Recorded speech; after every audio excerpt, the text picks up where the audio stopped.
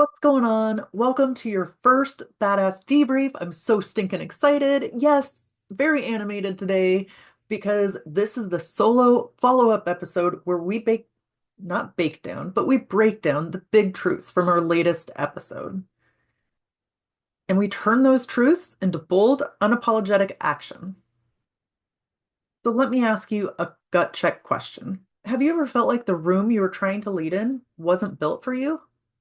Like, no matter how hard you work or how brilliant your ideas are, you are still playing by somebody else's rules. Same, same. And this podcast is here for you in exactly that. We will share stories and strategies to help women lead louder in rooms that were not built for them. Be confident, be bold, be authentic, but don't forget to take action. This is Ordinary to Badass, where our stories empower women to step into the spotlight of their own lives and pursue what they're truly passionate about. It's time to step into the arena and become more than just extraordinary. It's time to become a badass with your host, Marie Sonneman.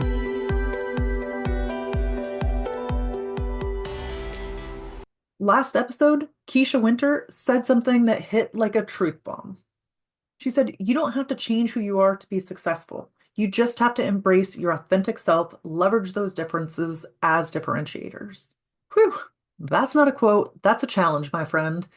So it's a challenge to like embrace your inner badass, to embrace things that are unique about you. You've probably heard from my friend Andy Vargo, and he always says to own your awkward. That's in leadership too. It's to own the badass things about you that are different than those around you. And if you work in a predominantly male industry, there's plenty of those to find. And even if you don't, leadership roles, CEOs, that kind of thing, a lot of times it's mostly men. So you still find yourself standing out, looking different, thinking differently than they do. And you know what? That line by Keisha really got me thinking. It got me thinking about all of the times that I have shrunk, all of the times that I have tried to blend in. I dimmed my light just so that I would be like everybody else.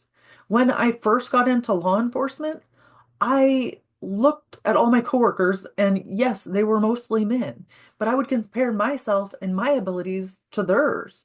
And I'd be like, oh, but I don't know if I can do that. Or I would try to do things the way they did, and it just didn't work for me. And it made me feel like even more of an imposter or a fake, a fraud, because I was like, I can't do it that way. And then the harder I tried to do it their way, the worse it got for me. And I would go above and beyond to not stand out, I didn't want to look bad, or I just wanted to blend in and do things the way all of the guys around me did it. And so it's like I made things harder on myself. I made the path harder on myself because I was so convinced that I needed to do things the way they did it. And guess what? It just doesn't work that way. You can't always do things the way they do it. And I get to learn a job. You're like in my situation, I was around mostly men, so I had to learn from them. But there are still places where you can tweak and adjust and do things that work for you. You don't have to try so hard to blend in. And guess what? Doing things their way, trying to blend in and fit in, not be awkward, not be different, that didn't help me rise. It just made me resent the game. It also just made me shrink, like it shrunk my confidence. I totally lost it because I was too busy thinking I needed to be like everybody else. That never helps your confidence, right? What if this thing that you've been hiding, this thing you're embarrassed about, that's the thing that makes you so stinking powerful? What if you're not too anything? Too bold, too different, too quiet? You're exactly who the room needs you to be. Even if the room knows it or not, it doesn't matter. But you need to step into that version of you that is unique, that is powerful, that is uniquely you.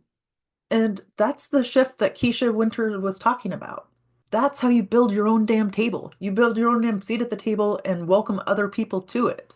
And for most of my career, for a long time, I tried to like cut off my feminine edge or, the sensitive side, the emotional side, the just the feminine part of me, because that wasn't necessarily accepted or I didn't know if it would be accepted. And so I wouldn't do things that were typically female because I was like, no, I don't want to be that. And guess what? That took a part of me because I have a big heart. I like to give things to people. That's kind of my thing. And I wasn't doing that, or I wouldn't want to bring food because, like, oh, the females have to create the parties or bring food. Guess what? If you like to do that, then do that. And so once, really, it was after I got into leadership, I started doing that because I felt food brought people together. Now, I didn't always make it. Sometimes it would be a pizza party, or I would have a pizza round table where everybody brought an idea or a suggestion, something they were going through at work, and presented it to the group so that everybody can learn from it. Everybody could be on the same page. And once I started doing that, I started to see people come together and it was powerful. So cutting off that version of you that you think is too female or too different from everybody else, that's actually hurting the group. That's hurting your workplace, everybody around you. Because if you actually owned that part of yourself, then that could have a huge change in the environment in the place that you're working. So don't underestimate that. So here's your challenge. The takeaway from this week that I want you to implement or to try to implement is just notice, where are you muting yourself? Maybe it's in a meeting. Maybe it's online. Maybe somebody gave you credit and you deflected it instead of owning it. That's a huge thing, right? Or people will be like, oh my gosh, you did such a good job on this project. And you're like, oh, well, it was really the team. It wasn't just me, but you never take credit for anything that you did. Try just to thank you. Thank you. And of course, I would say to write that down in your badass brag file. Just have a brag file where you write things down of compliments people give you. Or if you get it in email, throw it in an email file. But a brag file is so important. So those days when you're having the hard time and you don't believe that you're a badass, you don't believe that you're a good leader, you go back to that brag file and you look at all of the good things people have said to help you remind you what your worth is, what you're doing, like to help you remind you what a badass you are. Then try this. Share the thing. Say the idea. Share the thing. Let the moment be yours. Just own it. And don't criticize yourself. Whatever you say is fine. The fact that you're speaking up is freaking awesome. Leadership isn't about being loud. If this introvert can be a leader, so can you. It's about being unshakably real, being who you are. And if this message hit home for you, you have to download my free guide, Breaking Barriers. It's all about helping women like you lead louder and being seen for the badass that you are. No masks, no shrinking, just strategy and self-trust. You can grab it now, ordinarytobadass.com/barriers. If this episode, no, if this episode hit home for you, I would love to hear from you on Instagram. You can find me at Ordinary to Badass and just take a screenshot of this episode. Tell me how you're stepping up this week. It's so important for me to hear from you, hear what you're going through, the wins you've had, the struggles you're facing. I want to know. And you can be featured in a future episode, or I can answer the questions that you have. All right. Catch you on Monday. And hey, share this episode with another woman who's done being overlooked. And we're not just leading louder, but we're building our own rooms. Until next time, keep showing up, keep speaking up, and never ever shrink for a seat at the table. You were born to build it.